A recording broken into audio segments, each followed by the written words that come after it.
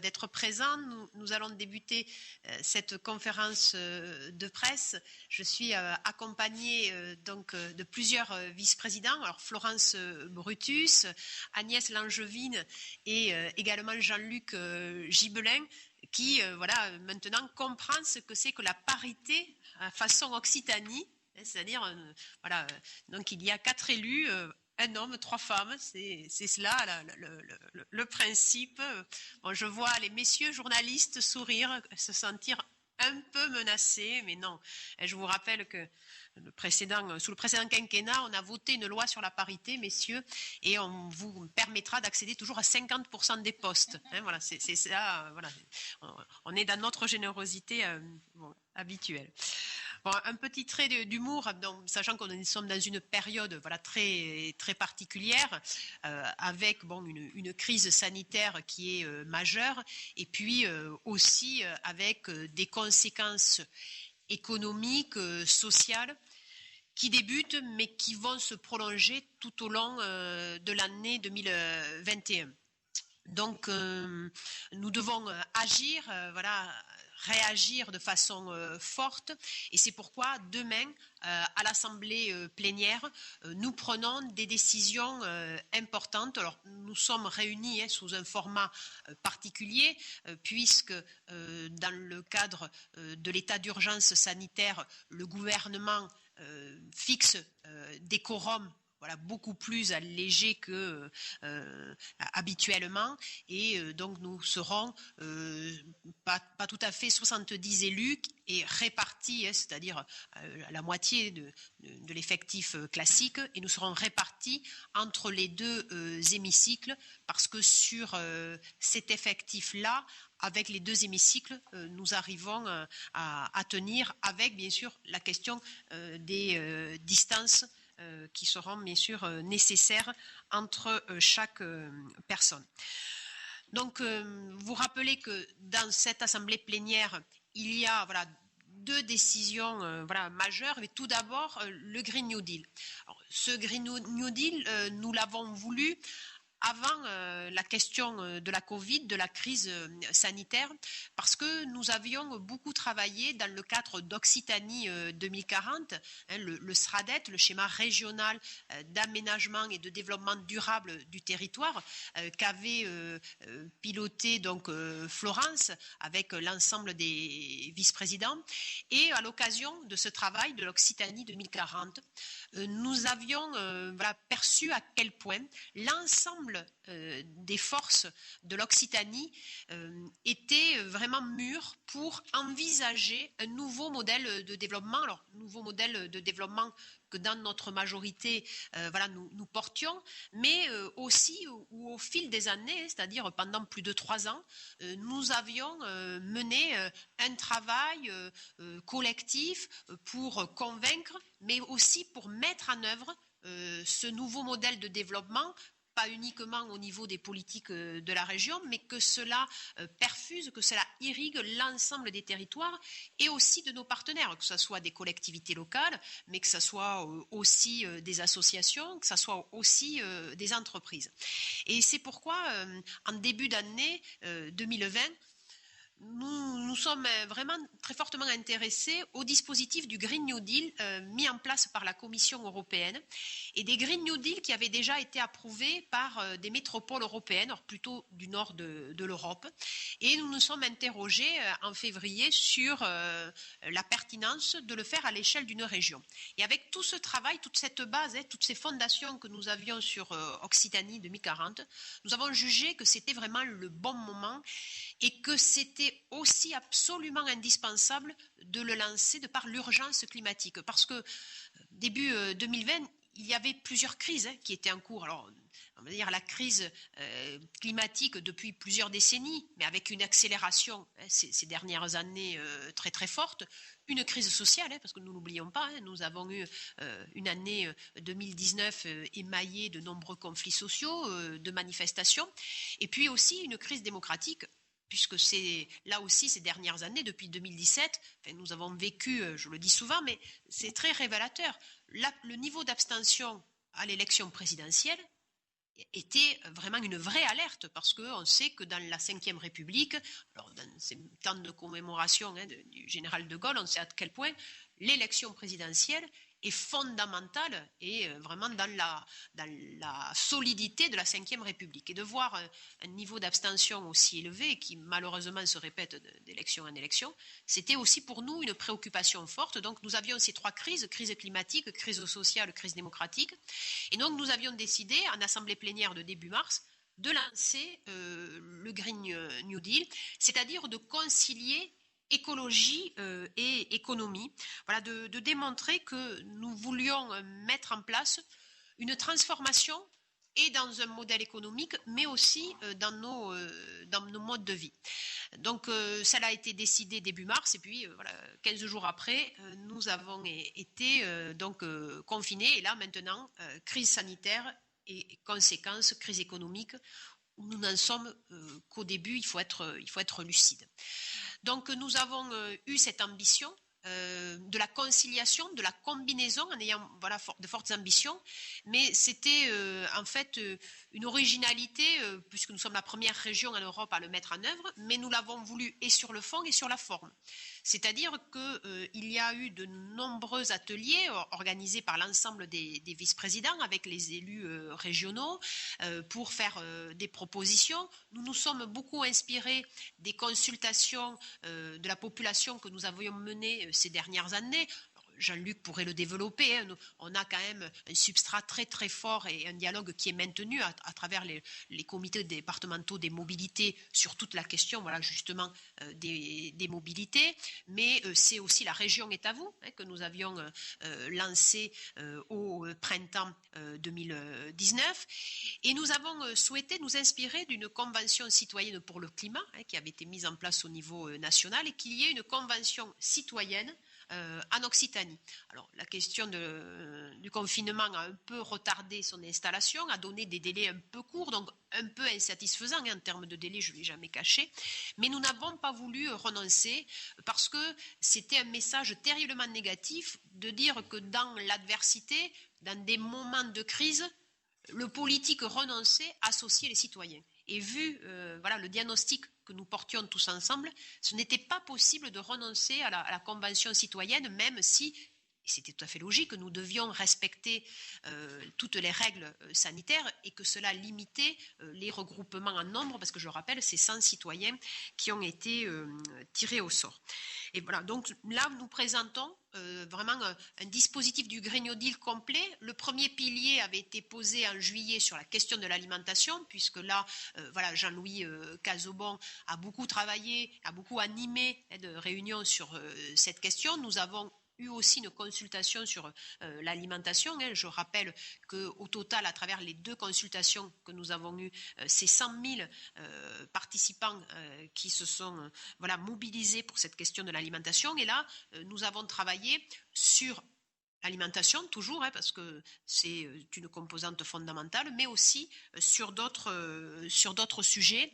Et nous sommes convaincus que nous pouvons vraiment en Occitanie être le fer de lance d'un nouveau modèle de développement qui soit moins consommateur d'énergie, voilà, de terres agricoles, qui donne plus de sens aussi à la consommation. Alors bien sûr, nous sommes en plein débat sur Amazon. Hein. Vous avez vu que voilà, j'ai signé une tribune avec plusieurs élus, que ce soit le maire de Lyon, la maire de Paris, mais aussi beaucoup d'acteurs culturels, beaucoup d'acteurs associatifs, parce qu'en effet, Amazon, c'est le contre-modèle de ce que nous voulons faire. Et c'est vrai que voilà, nous sommes dans un dispositif très offensif, et puis il y a aussi une crise, on a une menace qui là est en place depuis quelques semaines, malheureusement, c'est la menace terroriste. Et cela, il faut la nommer et il faut parler de sécurité parce que, en effet, nos compatriotes se sentent menacés et ont vraiment un sentiment fort d'insécurité à travers cette menace terroriste. C'est voilà une période qui est toujours difficile, que j'ai bien connue quand j'étais en responsabilité gouvernementale, hein, puisque voilà, 2014 et 2015 furent 2 années terribles pour notre pays, pour la République. Et là, nous avons eu voilà, ces dernières semaines avec voilà, le point d'orgue abominable de la décapitation d'un professeur. Il faut là aussi qu'on puisse rassurer.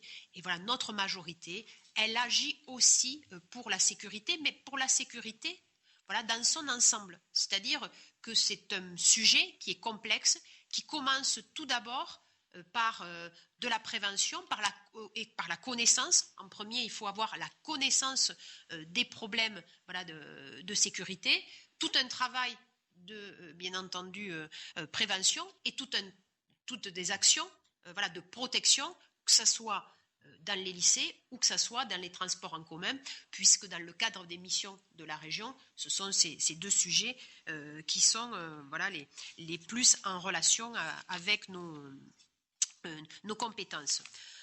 Donc là, nous avons eu donc une méthode, je disais, qui était originale, où nous avons eu à la fois un travail donc, qui a été mené par les élus régionaux, qui ont aussi auditionné voilà, beaucoup d'experts, des syndicats, des associations. Hein, voilà, donc c'était un travail très collaboratif avec les forces vives. Et puis la Convention citoyenne.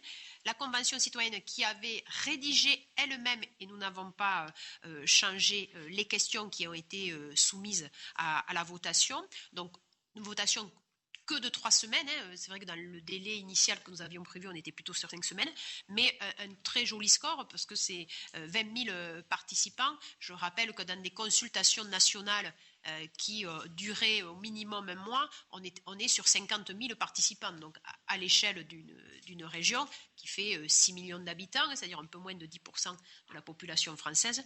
C'est un voilà, très joli score.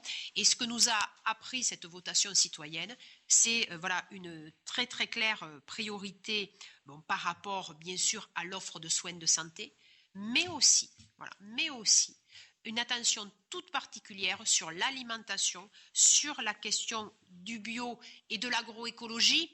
Alors nous, voilà, qui sommes habitués à ces termes, on dit souvent l'agroécologie, mais la Convention citoyenne a préféré une agriculture éco-responsable. Voilà, donc on a repris ces termes parce qu'ils trouvent que c'est plus parlant que l'agroécologie. Et cela, c'est vraiment intéressant de voir que, d'un côté, bien sûr, sur les services publics, la santé, c'est voilà, tout à fait d'actualité, mais c'est un mouvement de fond, hein, voilà, on y reviendra. Et puis, la question de l'agriculture, c'est-à-dire la relation entre l'alimentation et la santé, bien entendu, à travers le bio. On sait bien, toutes les études le démontrent, que l'alimentation est un facteur déterminant pour une bonne santé. Et puis aussi, la question de l'économie circulaire et de la lutte contre le gaspillage. C'est-à-dire, là, c'est bien la démonstration qu'on n'est pas dans l'ère de la consommation de l'après-guerre. Voilà, où voilà, nos parents étaient dans un autre mode. Aujourd'hui, quand on achète, en premier, on veut partager un récit. On veut partager des valeurs. Et c'est pourquoi nous avions lancé, il y a de ça 1 an, une campagne d'Amazon qui maintenant a une réalité sur une plateforme qui s'appelle d'Amazon, où là, nous avons voilà, près de 7000 produits qui sont référencés à l'heure où je vous parle.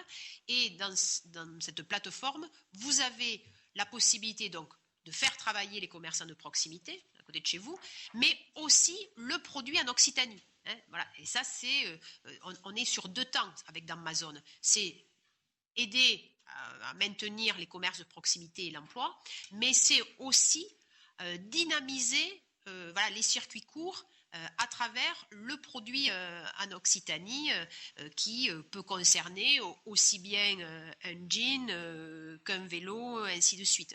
Et sachant que cette plateforme, elle est complémentaire de la plateforme que nous avions créée, là c'était au printemps, sur les produits alimentaires, sur pour nos agriculteurs aussi, sur les produits agricoles, et que nous avons ouvert là aux restaurateurs pour la question de la vente emportée. Donc l'alimentation, c'est tousoccitariens.fr. Voilà, tout le produit en Occitanie, les commerces de proximité, produits manufacturés, c'est d'Amazon. Donc, dans ce Green New Deal, là, des nouvelles propositions. Alors, ça a été choisi d'avoir 10 plans d'action et 5 thématiques transversales, parce que vous allez le voir, il y a des thématiques qui ne pouvaient pas être juste dans des plans, parce que la question de la numérisation ou la question de la participation des citoyens, elle doit irriguer l'ensemble de nos politiques. La question de l'évaluation et des critères socio-environnementaux, ça doit être dans l'ensemble de nos politiques. Donc nous avons 10 plans d'action. Alors on parlait de la question de l'alimentation, un plan protéines végétales, mais là je laisserai Agnès le développer avec la question des légumineuses. Alors là, c'est bien sûr avoir une diversification dans nos productions agricoles, avoir également des plantes là, qui sont bonnes en plus pour la terre, et puis aussi la question des légumineuses qui en termes de santé présentent de nombreux avantages. La création d'un fonds agricole, c'est-à-dire avec la SAFER, la région va pouvoir acheter des terres et à ce moment-là, les louer à prix modique à des jeunes agriculteurs. Et alors, jeunes agriculteurs, je vous rappelle, ça va jusqu'à 40 ans, hein, voilà, donc à des jeunes agriculteurs, et ainsi permettre à vraiment des personnes qui n'héritent pas ou qui ne sont pas dans des familles d'agriculteurs de pouvoir s'installer et au début de pouvoir investir dans la question des bâtiments, dans la question des machines, et en fait, au bout de 7 ou 10 ans, ils peuvent se porter acquéreurs auprès de la région, déduction faite bien sûr du loyer, et ça permet d'avoir une installation de beaucoup plus d'agriculteurs sur ces sujets, et c'est absolument indispensable. Et je rappelle que c'est un corollaire du dispositif que nous faisons sur la reconquête également des friches. Alors bien sûr, c'est la question des friches industrielles, des friches commerciales, mais c'est aussi la reconquête des friches agricoles. Ça, c'est vraiment un sujet qui est pour nous majeur. Dans les nouveaux dispositifs sur la question de la santé, je me suis déjà exprimée sur la vision, je pense, plus décentralisée de la santé, comme je l'ai toujours indiqué. Bien sûr que la politique de la santé doit être nationale, c'est comme la politique de l'éducation, elle doit être nationale. Mais après, il faut qu'il y ait plus de souplesse au niveau régional pour l'application, c'est-à-dire il faut qu'il y ait plus de déconcentration et plus de décentralisation, et les régions peuvent agir de façon efficace. Ce que nous avons par exemple décidé, c'est une aide particulière pour les déplacements des personnels à domicile, parce que vous le savez, sur le fonctionnement des soins à domicile, chaque personne a son véhicule personnel.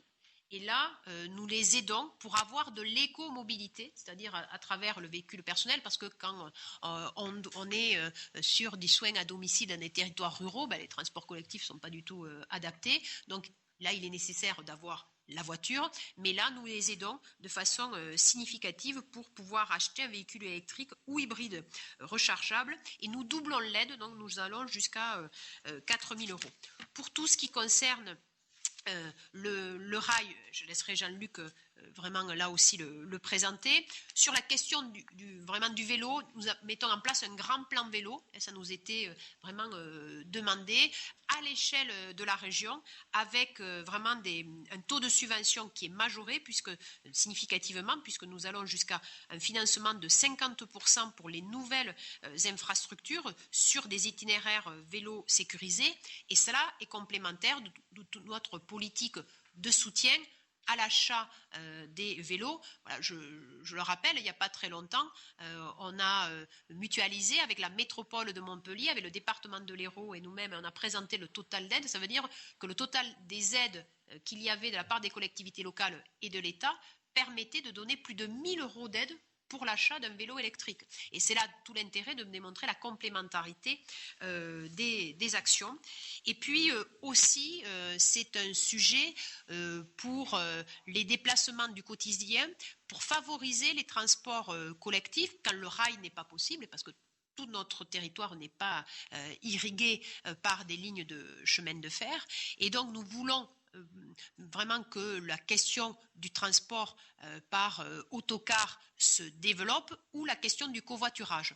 Mais cela n'est possible que si ces cars ou ces voitures en autopartage eh bien, ne soient pas dans les mêmes conditions de bouchons, d'asphyxie, sur en particulier nos métropoles. Et c'est pourquoi nous travaillons, nous avons demandé au Premier ministre, et il l'a acté, et donc la lettre de mission a été donnée à Monsieur le Préfet de région, qu'il y ait une expérimentation sur l'agglomération, enfin sur l'aire urbaine, exactement, sur l'aire urbaine toulousaine, pour qu'il y ait des voies réservées et pour les autocars et également pour les voitures en autopartage, pour que voilà, nous puissions justement favoriser un transport qui impacte moins l'environnement que d'être chacun dans sa voiture et dans des bouchons. Sur la question du plan lycée, c'est voilà, tout d'abord amplifier, parce que nous n'avons pas pu le développer avec les questions de confinement et de fermeture des lycées au printemps, c'est le dispositif Un lycéen, un arbre, et par l'expérimentation dès la rentrée 2021 du bonus écologique. Ça nous avait été suggéré dans le cadre de la Convention citoyenne. C'est-à-dire dans les dotations de fonctionnement que nous donnons chaque année à nos lycées, quand il y a un lycée qui est particulièrement performant, par exemple sur la lutte contre le gaspillage alimentaire, sur la question de la consommation en électricité, ainsi de suite, eh bien, il y aura un bonus pour initier voilà, de nouvelles actions sur ces sujets de consommation énergétique, voilà, de réfléchir à avoir une communication forte sur la mobilité pour pouvoir arriver à mobilité voilà, durable sur le lycée. Et puis la lutte contre l'électronisme parce que nous devons leur permettre de savoir utiliser toutes les ressources numériques, mais aussi d'avoir le recul nécessaire par rapport à toutes ces fake news, toutes ces fausses informations. On voit bien, on est de plus en plus dans la théorie voilà, du complot et de la montée des populismes. Et puis, je laisserai aussi à Agnès présenter toute la question de l'éco-chèque réparation, qui est une vraie nouveauté, la stratégie zéro déchet plastique. Indiquer aussi une autre mesure à laquelle je suis aussi très attachée, c'est la question de la mobilité des demandeurs d'emploi, des stagiaires et des personnes qui retrouvent un emploi durant les 6 premiers mois. Souvent, le frein, c'est comment je fais pour me déplacer, parce qu'il n'y a pas forcément de transport collectif pour aller jusqu'à l'entreprise. Je n'ai pas de voiture, ou ma voiture n'est plus en état, ou j'ai pas le permis. Et là, donc, il va y avoir une aide de la région sur les aides au permis de conduire, sur également la réparation de son véhicule, ou aussi de location de voiture quand il n'y a pas de dispositifs de transport collectif qui sont possibles. Donc ça va être un dispositif qui va être très territorialisé et qui va être vraiment mené parce que nous y travaillons par exemple souvent avec Pôle emploi sur le diagnostic mobilité des demandeurs d'emploi voilà, ou des stagiaires, et ensuite ça sera vraiment à la carte parce que la question de la mobilité dans une grande ville n'est pas du tout la même qu'à Aubrac ou dans les Pyrénées catalanes. Donc là, on doit voilà, pouvoir s'adapter.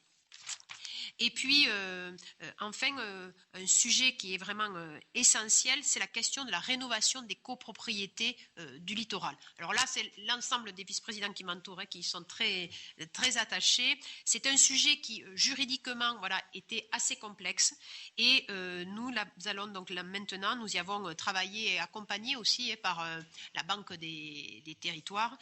Donc, nous allons lancer un appel à manifestation d'intérêt sur la rénovation des copropriétés copropriétés du littoral. Alors, vous allez me dire, il y a des copropriétés aussi en montagne. Mais là, sur la question de la montagne, nous avons déjà mis en place un dispositif à travers l'Agence des Pyrénées, et là où nous avons une foncière, si vous préférez, sur la question de la montagne, qui a la possibilité d'agir sur la rénovation de ces copropriétés qui sont assez grandes. Dans le Massif central, on en a, mais un peu moins. Objectivement, les copropriétés sont quand même moins grandes. Donc là, on a des dispositifs qui avaient la bonne échelle.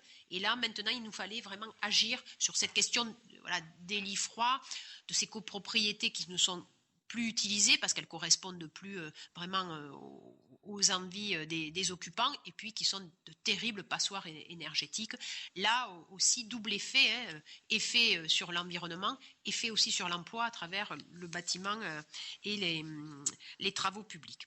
Et donc après, nous avons travaillé sur 5 leviers pour repenser l'action publique. Voilà, donc c'est un dispositif très ambitieux et c'est un dispositif pluriannuel. C'est tout d'abord les nouveaux repères économiques, sociaux et environnementaux. Là, nous sommes la première région à avoir une démarche de classification de nos dépenses sous l'angle d'une analyse climat, à l'occasion du vote du budget 2021, le vote qui va avoir lieu là en décembre. Voilà, et un petit clin d'œil quand même, Alternative économique a classé les régions selon l'indice écologique, et c'est la région Occitanie qui est la première des régions. Donc on voit que tout ce travail que nous menons, mais que nos prédécesseurs aussi ont mené, il porte ses fruits, et nous sommes vraiment très nettement par rapport à d'autres régions, puisque là, cet indice écologique, il repose sur 5 variables: le taux d'artificialisation des sols, voilà, d'où, je le rappelle, dans le cadre du SRADET, le zéro artificialisation nette, ce que veut dire que des territoires qui n'ont pas connu de développement, par exemple depuis une dizaine d'années, eux vont pouvoir un peu construire, mais en revanche, on doit récupérer des terres, les désartificialiser. C'est la question des friches industrielles, des friches commerciales, où nous devons renaturer de façon très volontariste ce sujet. Donc on n'est pas du tout dans des positions dogmatiques en disant zéro artificialisation. C'est pas possible parce que tout d'abord nous nous fixons un objectif dans le cadre du SRADET. Outre le nouveau modèle de développement, le deuxième objectif, c'est un rééquilibrage territorial, c'est-à-dire on veut stopper l'hypermétropolisation et permettre aux petites villes et aux petits villages d'équilibre de se développer. Donc il faut leur permettre d'accueillir de la population, parce que nous sommes une région très attractive, je le rappelle, c'est quand même 45 000 nouveaux habitants chaque année, et nous voulons que ces nouveaux habitants ils puissent s'installer sur l'ensemble de la région et pas uniquement sur les grandes métropoles. Et c'est pourquoi nous sommes sur le zéro artificialisation nette, c'est-à-dire c'est un objectif qui est très ambitieux dans une région qui accueille de la nouvelle population, mais pour autant qui permet de coller aux réalités du territoire et surtout de permettre à des territoires qui ne construisaient plus ou ne réhabilitaient plus, parce que je rappelle aussi que dans ces petites villes d'équilibre, il y a très souvent de nombreux îlots complètement désaffectés, et à travers la rénovation de ces îlots, on propose souvent et du commerce et également du logement. Donc la question de l'artificialisation des sols, les émissions de gaz à effet de serre, bien sûr, la part de l'agriculture biologique, la part de l'électricité renouvelable. Je rappelle que sur l'électricité renouvelable, nous sommes la deuxième région productrice de France. Et enfin, l'évolution de la biodiversité. Bon, la biodiversité, on est la première région de France sur ces sujets. Et c'est pourquoi aussi pour nous, la biodiversité, c'est bien sûr un objectif fondamental pour l'équilibre de notre environnement, mais aussi à travers la meilleure connaissance de la nature, de la faune et de la flore. C'est aussi un potentiel de développement d'emplois à travers l'éducation à l'environnement et à travers aussi toutes les mesures de protection et également de recolonisation par ces oiseaux, par ces espèces qui ont été très menacées de disparition ces dernières années.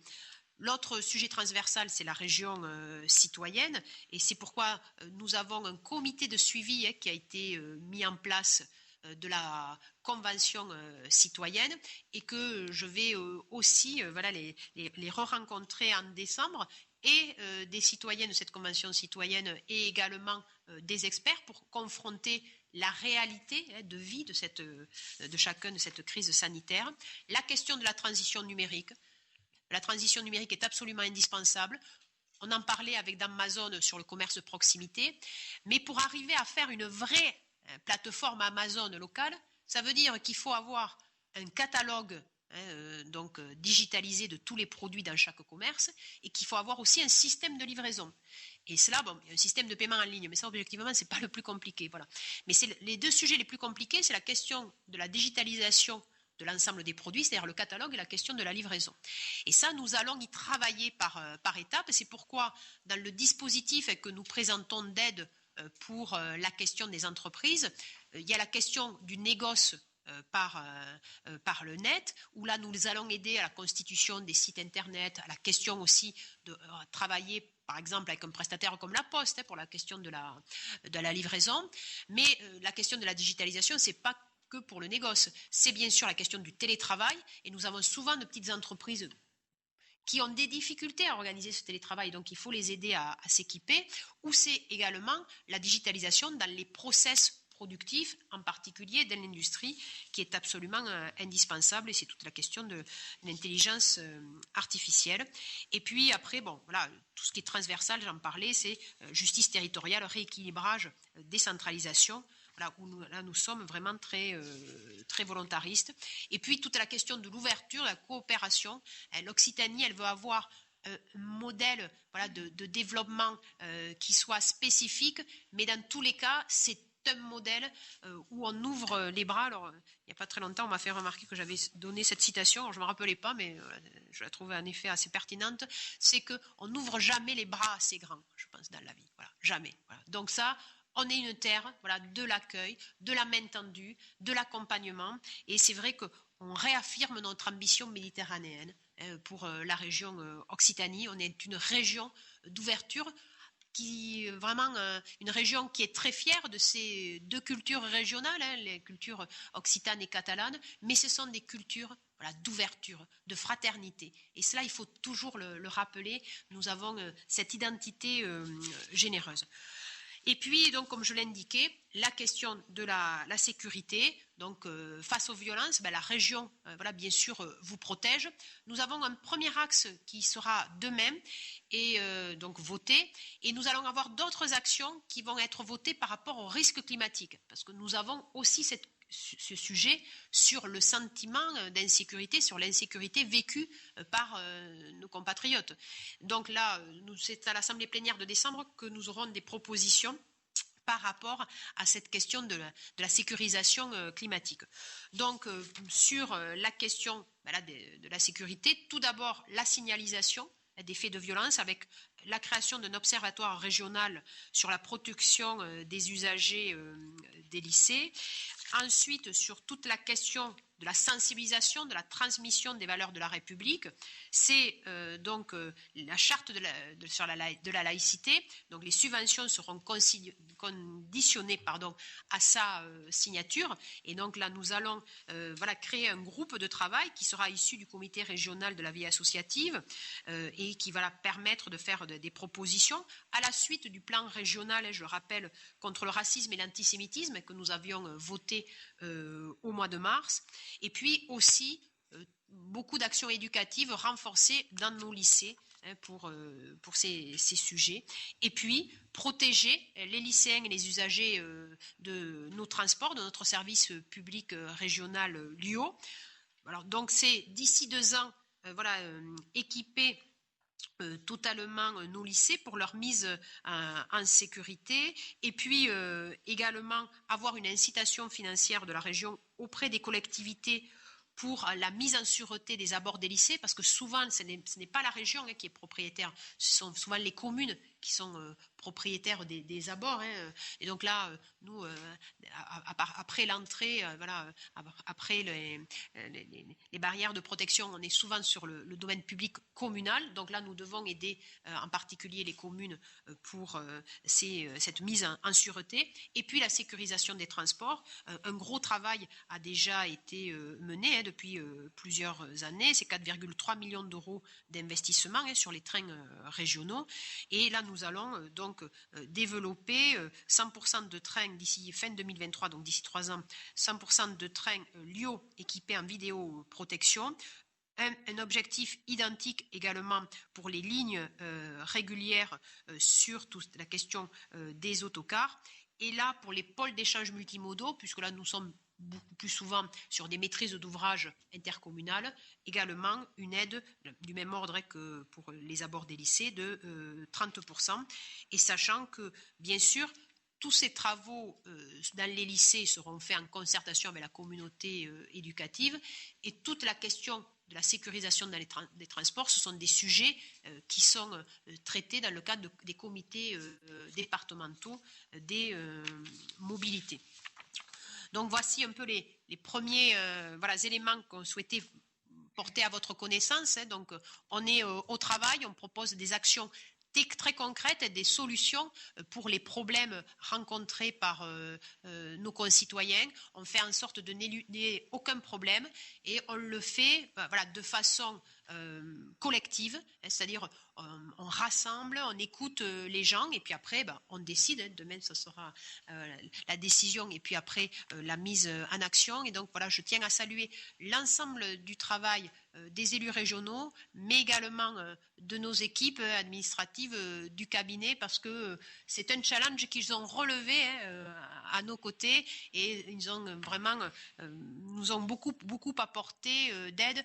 Et quand je parle de la mise en opérationnalité, c'est grâce à eux qu'après tout cela se met en œuvre très rapidement.